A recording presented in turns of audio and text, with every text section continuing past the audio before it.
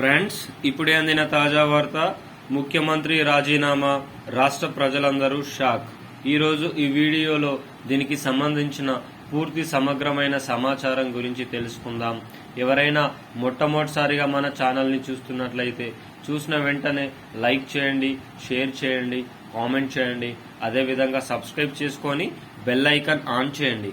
మీరు సబ్స్క్రైబ్ చేసుకొని bell icon on చేయడం వల్ల ప్రభుత్వం నుంచి వచ్చే ముఖ్యమైన సమాచారం నోటిఫికేషన్ రూపంలో రావడం జరుగుతుంది.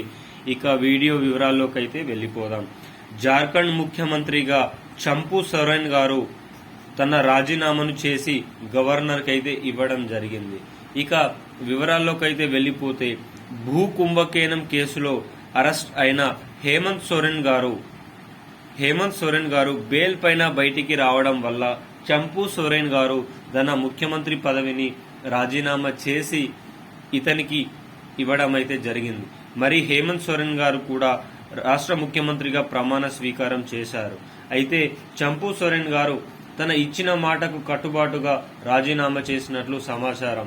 అయితే జార్ఖండ్ ముఖ్యమంత్రిగా చంపు సోరెన్ గారు గత 4 నెలల నుంచి తన వినూత్నమైన పరిపాలనతో ప్రజలకు దగ్గర అయ్యారని చెప్పుకోవచ్చు.